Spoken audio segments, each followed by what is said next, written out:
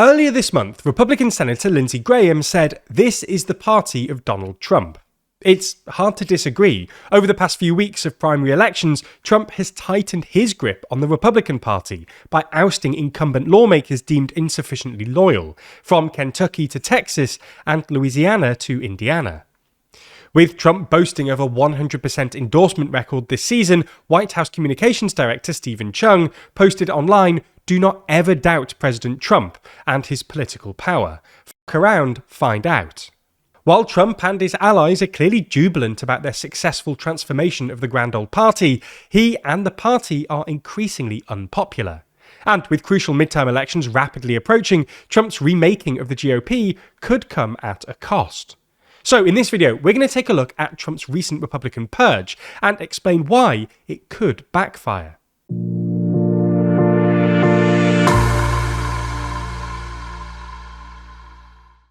The next issue of our magazine is out very soon, with this issue focusing on all of the wars Trump's been involved in during his second term, with each dot on the cover representing a different military intervention or strike.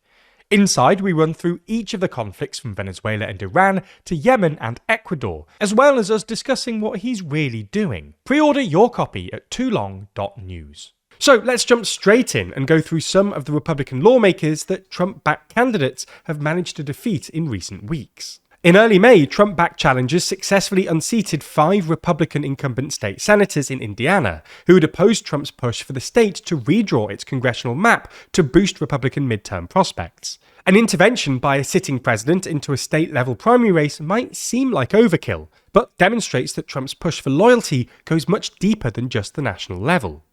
On the 16th of May, incumbent US Senator from Louisiana, Bill Cassidy, was defeated in the Republican primary.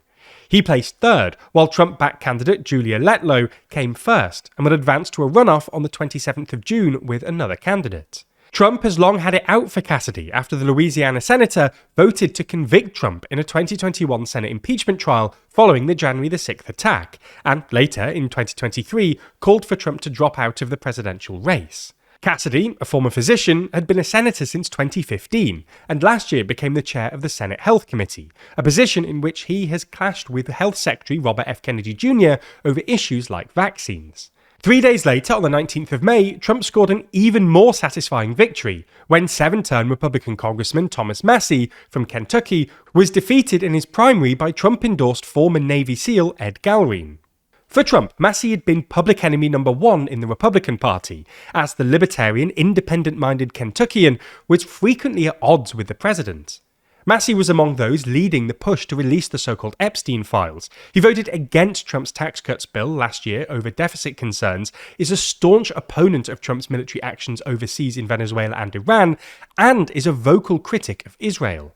The contest comfortably broke the record for the most expensive House primary in history, with Federal Election Commission data showing that candidates and outside groups spent roughly $35 million combined. But perhaps the most eye-opening outcome came from Texas. The Republican Senate primary pitted longtime Senator John Cornyn against contentious Texas Attorney General and staunch Trump ally Ken Paxton. Cornyn had narrowly beaten Paxton in a first round in early March, but failed to win a majority of votes, so both went on to a runoff. During the runoff campaign, Trump endorsed Paxton, despite intense lobbying from Cornyn's fellow GOP senators not to, and Paxton thus won the May 26th primary by nearly 28 points. Now, it's worth making clear that Cornyn really isn't a Massie or even a Cassidy. Sure, Cornyn is a Bush-era Republican, and in 2023 he suggested that Trump's time has passed, but he has gone to great lengths to extol his pro-Trump voting record and keep on Trump's good side, even proposing a bill to rename a Texas highway after the president. This was not enough to prevent a challenge by Paxton, nor to prevent Trump from endorsing the insurgent MAGA loyalist, with Trump describing Cornyn as a good man, but not supportive of me when times were tough. The contest became the most expensive Senate primary campaign in US history, with nearly $130 million spent on ads alone. For Trump, this revenge tour, as some have dubbed it, has been a roaring success, and demonstrates the immense influence of his endorsement and his ability to mobilize financial resources and his base. But we see several reasons why jubilation might be short-sighted. The first is electability.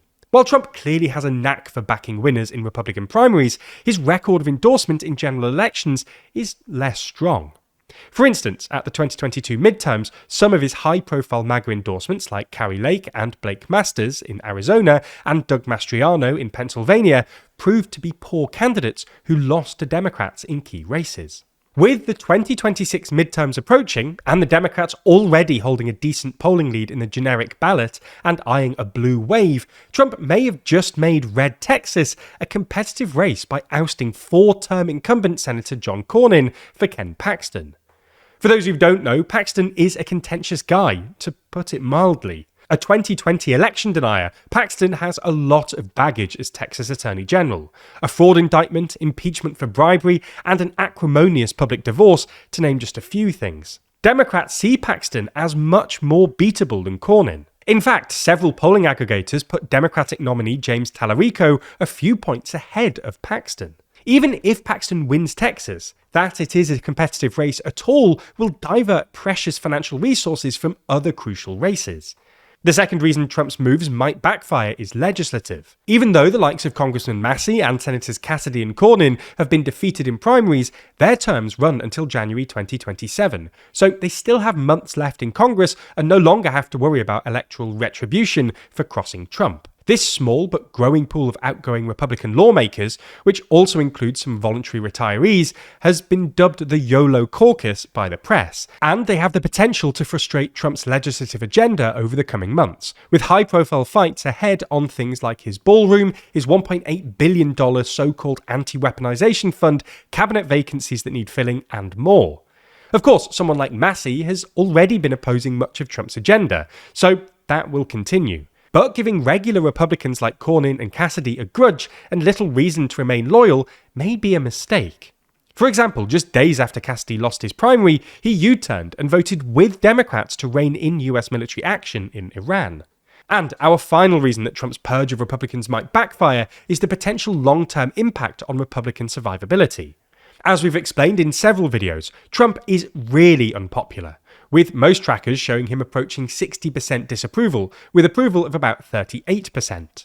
Trump commands fierce loyalty from a shrinking base, but for as long as that base keeps showing up in Republican primaries, the Republican Party will continue to be the party of Donald Trump. This poses a serious challenge for the GOP, as tying itself to a lame duck, historically unpopular president is not a recipe for long-term self-preservation. The latest issue of our magazine is out now, and if you want our best value ever, subscribing and using code SUMMER26 gets you your first copy for as cheap as £4.99, as well as 20% off as long as you stay subscribed. I told you about one of the articles at the start of this video, but this issue's truly jam-packed with content from all around the world. Obviously, the headline section is our rundown of Trump's wars around the world, discussing all of the different countries and regions which have faced Trump's military wrath, going nation by nation through the timeline, and reaching the ultimate question, has Trump created the modern holy war? From there, we dive into our regional sections, starting with the UK, where we unpack the results of the recent elections, take a look at the UK's odd foreign posture, and discuss if Britain has become ungovernable. Then, in the EU section, we discuss how Russia's sphere of influence is fading, why Europe's energy transition isn't what you expect, as well as looking at the Euro's missing members. Finally, in the global section, we discuss if we're seeing echoes of the First World War, what's next for Iran, as well as what really came from the Gen Z protests we saw emerging last year. That's not even everything. With this 80-page issue, our joint longest ever, there's even more to read than I've even been able to mention here. So click the link in the description to learn more and grab your copy today.